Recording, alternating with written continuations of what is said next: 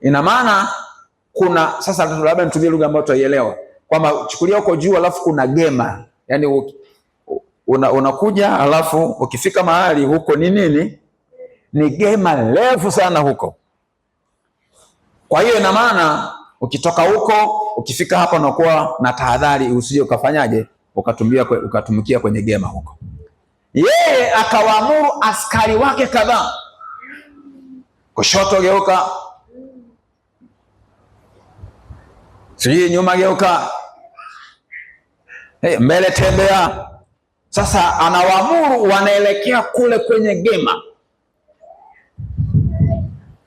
Kwa hiyo wametoka hapo, wanaendelea kumarch kijeshi kama ambavyo amewaamuru. Wanafika hapo kwenye gema kwa sababu hawajapewa amri ya kusimama.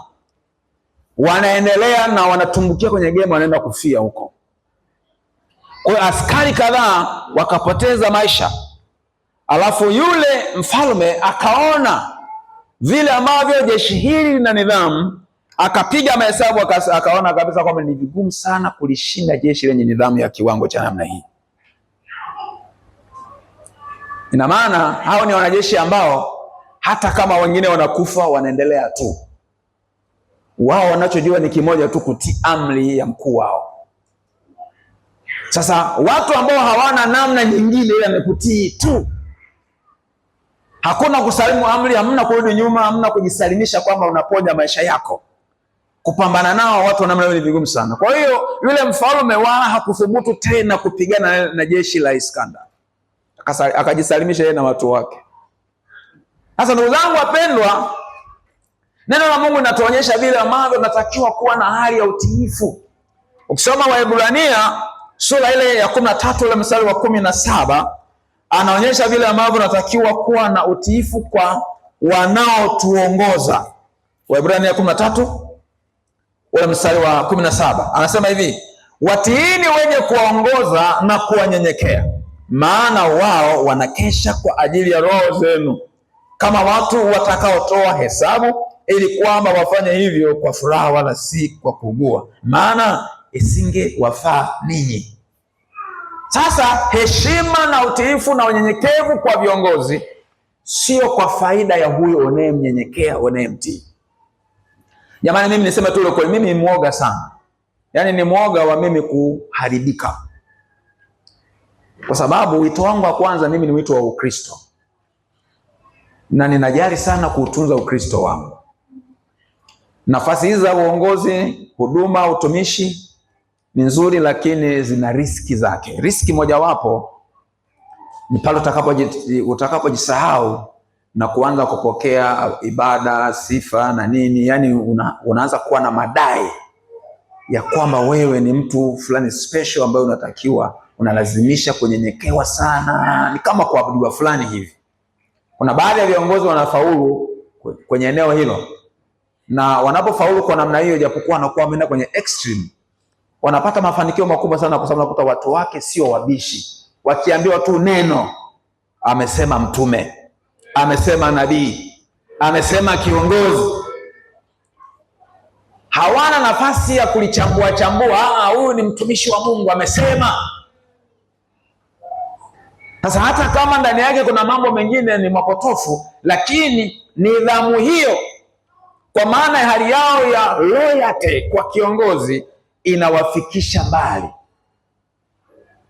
Zipo imani hata hapa Tanzania ambazo zimetikisa sana.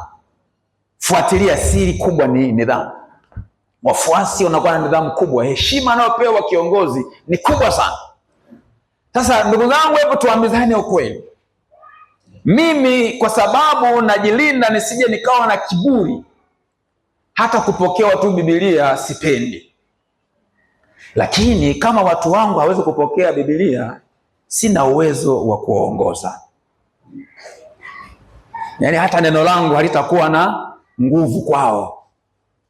Yaani kama natoka kule ofisini nafika mpaka madhabahuni, hakuna anayenipokea Biblia, kuna uwezekano mkubwa sana hata mambo mengine hayatakuwa na nguvu, kauli zangu zitakuwa na nguvu. Kwa hiyo yale ambayo yangetufanya tufike mbali, hatutafika mbali, kwa sababu yani watu wana hiari iliyopitiliza. Yanatoka pamoja. Kwa mimi nisingedai hizo heshima, lakini kwa faida ya mwili wa Kristo, ili kwamba tujenge tabia ya nidhamu, ni lazima tuhame kwenye kuwachukulia poa viongozi, na hilo tatizo tunalo hapa. Inaweza kuonekana kama ni unyenyekevu, mimi nisipodai heshima, nisipodai kutiiwa, kunene, ninaweza nisiwe mkali na kuambiwa ufanye hivi au ufanyi, wanafanya vingine na kuacha tu. Lakini kama mfumo utaendelea wa namna hiyo, hatufiki kokote kule. Sababu hata nikikuteua kwa kiongozi, utafanya kwa kujisikia. Usipojisikia haufanyi. Kwa hiyo mambo yatazorota, hayawezi kutimia, kwa sababu hakuna utiisho kwa zile amri na maelekezo unayopewa. Lakini nidhamu ikiwepo kwa tafsiri hii ya utiifu na na unyenyekevu, nasema watiini wenye kuongoza na kuwanyenyekea. Na kuwanyenyekea sio mimi Siomba nasema, ni neno la Mungu limesema. Kwa hiyo ina maana mimi na kuongoza unatakiwa kunitii na kuninyenyekea. Jamani, tuko pamoja? Kama unanitii na kuninyenyekea kwa kutimiza agizo la neno la Mungu, neno langu napolitamka kama kiongozi kwa maslahi ya mwili wa Kristo, utalichukulia kwa uzito. Ukiwa na udhuru wa kufanya tofauti, unafanya hivyo kwa uoga na kutetemeka. Unatafuta namna nimwelezeje mchungaji anielewe, si kwamba mimi na muasi au mimi ni mkaidi au mimi si mheshimu. Lakini hili kuna mazingira fulani ambayo ni gumu kulitekeleza. Utatafuta namna kwa unyenyekevu kuweza kueleza vile ambavyo ni vigumu kutekeleza, ili mchungaji afanyaje? Akuelewe. Halo? Nyama, si mnanielewa eh? Na hiyo itakusaidia sana katika maamuzi mengi unayotakiwa kuyafanya. Nimeitisha kikao, samahani, kuna mtu mmoja sitamtaja, lakini kama upo hapa basi nautumia kama mfano, usijisikie vibaya, maana tunataka tujifunze. Akaniandikia tu message, mchungaji, siwezi kuja kwenye kikao kwa sababu kuna kikao, tumeitwa kwenye kikao shuleni kwa ajili ya mwanangu. Sasa mimi niko hapa na mwalimu yuko pale. Sasa ni nani mwenye mamlaka zaidi? Yule maana yake kuna namna ambavyo aliona, yani ile ndo hawezi kuskip, yani hawezi kuliacha. Lina uzito mkubwa kuliko kikao ambacho mchungaji mnakiitisha. Mtu wa namna hii asipobadilika kwa kiliba kipya, hafai kuwa kiongozi. Utumishi kwa Mungu tunasema ni wa hiari, lakini unatakiwa utafsiri vizuri hiari, kwa sababu tunatumika kwa mfalme wa wafalme na Bwana wa mabwana.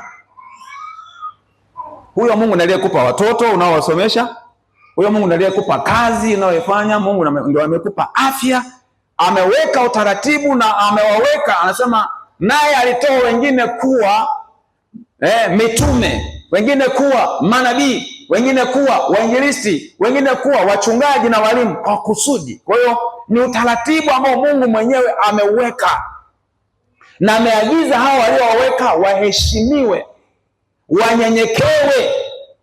Lengo si kwa faida yao kwamba waonekane ni watu, lengo ili mambo yaende, makusudi ya Mungu yatimie. Kwa hiyo sasa udhuru mwingi ambao tunautoa unatokana na uchaguzi unaofanya, kwamba kuna mambo mengine alafu unaona haya ya kanisani haya hayana uzito. Kwa hiyo unafanya unapokuwa na nafasi, sio unaitafuta nafasi ya kufanya. Ukiamua kuwa kiriba kipya, unatakiwa kutafuta nafasi kwa bidii ya kufanya mambo ya Mungu, hata kama wewe ni mfanya biashara, hata kama wewe ni mfanyakazi umeajiriwa mahali pengine. Unatakiwa uheshimu sana mambo ya madhabahu, heshimu sana. Na si wachungaji, ndio maana Biblia haitaki mtu ambaye ni mchanga. Wewe mchungaji anaweza kaua watu. Unajua watu hawajui tu mamlaka alionayo mchungaji. Si salama kukorofishana na mchungaji, hata sipotamka mabaya, lakini akihuzunika. Hili nilisema na narudia kulisema tena, ulishike. Imetoka pamoja? Yaani hauwezi kugombana mchungaji ukawa salama, hiyo haipo. Hauwezi kugombana na mchungaji hata kama ni mpole ukawa salama. Wewe fuatilia tu maisha ya Musa na wana wa Israeli. Nini kilikuwa kinawapata wanapomwasi Musa? Walikuwa salama? Akina Kora walikuwa salama? Maana unapomdharau aliyewekwa na Mungu, maana kuna mdharau Mungu mwenyewe. Kwa hiyo ni lazima tuzitengeneze nafasi, hata kama sisi ni wafanyakazi, hata kama sisi ni wafanya biashara, hata kama sisi ni wakulima, hata kama sisi ni wafugaji, hata kama tuna shughuli za kuendesha maisha yetu, lazima tutengeneze nafasi ya kumtumikia Mungu. Sisemi kwamba kama mchungaji nitapunguza unayofanya. Hapana, sina maana hiyo. Ninapokuombea upate kazi ukapata kazi, maana yake ninajua kwamba wewe hauwezi ukanisaidia huduma masaa yote. Ninaelewa hilo, na wala sitakudai uje wakati wa kazi, japokuwa wafanyakazi ambao wana moyo wa utumishi, zipo nyakati huwa wanaweza akaomba hata likizo, au wanapanga wakati wa likizo, na anaweza akaenda hata kwenye misheni au akafanya mambo fulani. Anachukua likizo ili apate fursa ya kuyafanya yale ambayo asingeyafanya alipokuwa kazini. Lakini mpo hapa wafanyakazi, hata tu ikitokea siku hiyo ni holiday, hauendi kazini, inaangukia Jumatano, wala hauji. Unaona, ndio fursa kufanya mambo yako mengine binafsi. Priorities zako ni namna gani? Vipaumbele vyako ni namna gani? Kama unamheshimu Mungu na unajua ndiye ambaye amekuokoa, amekupa uhai, anaendelea kukupa huo uhai, ndiye kwa sababu yake ndiye unaweza ukaendelea kufanya kazi, kupata mshahara, maisha yakawa bora. Ukiyaelewa hayo, utatumia vizuri kila fursa itakayoonekana. Ni national holiday, hauendi kazini, lakini kuna jambo la kimungu, utaitumia hiyo inakuwa ni fursa. Amen. Ni fursa, tumia vizuri fursa za namna hiyo. Weekend itumie vizuri. Sasa ninyi wafanyakazi, itisha maombi hata kama ni Jumamosi, hujaenda kazini, lakini itisha maombi, itisha shughuli yote ile. Ikiwa unakuta mtu hana nafasi ya hayo mambo, hana nafasi, lakini siku zote yeye atakuwa tu analalamika kama nimetingwa kazini. Kwa hiyo hata zinapotokea fursa hawezi kuzitumia, kwa sababu hana moyo wa ibada, hana moyo wa utumishi. Mungu atuponye, kwa sababu nataka kuwa viriba vipya. Ni lazima tubadilike, mienendo yetu ibadilike, mitazamo yetu ibadilike, tabia zetu zibadilike, vipaumbele vyetu tuviweke sawa sawa. Kwa hiyo hili swala la kutii wanaotuongoza ni la muhimu sana. Mimi sina mamlaka ya mwisho, hata tu katika mfumo wa kidhehebu.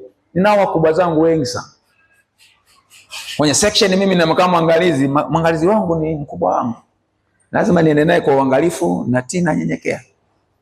Hapo hautatumia akili yako kwanza kujilinganisha kwamba mimi na yeye nani zaidi. Issue ni kwamba imempendeza Mungu yeye ndiye ana nafasi na wewe uwe chini yake. Tuna maaskofu wa jimbo, alafu askofu mkuu na kamati yake na viongozi wengine wakuu. Kwa hiyo ninapokufundisha haya, sikufundishi kitu ambacho hakinihusu, yananihusu mimi pia. Maana unaweza kuwa pia mchungaji ambaye ni mtaabishaji wa viongozi wako, wanapata shida. Na mwingine ikifika mahali akiwa na nguvu, amelijenga kanisa lake, ana watu, yeye anakuwa ni mtu mwenye kudai sana wengine watii, wanyenyekee kwake. Na akifaulu hivyo, amewakamata vizuri, anakuwa mtabishaji wa viongozi, kwamba hata wakitaka kumngoa hapo, kumngoa ni vigumu sana. Na anaweza akawafundisha washirika wake uasi, muondoe alafu leta mtu mwingine pale, na kwambia moto utawaka. Viongozi wanalazimika kuwa wapole ili kazi ya Mungu isiharibike. Mimi hayo siyataki. Mimi hayo siyataki kabisa, kwa sababu jamani, nataka mimi kwenda mbinguni. Yes, alisema Paulo kwamba nikawahubiri wengine, ni mwenyewe nikawa ukataliwa. Kwa hiyo kama kuna watumishi wenzangu ambao wameahirisha kwenda safari kwenda mbinguni, wayafanye tu mambo ya kijinga.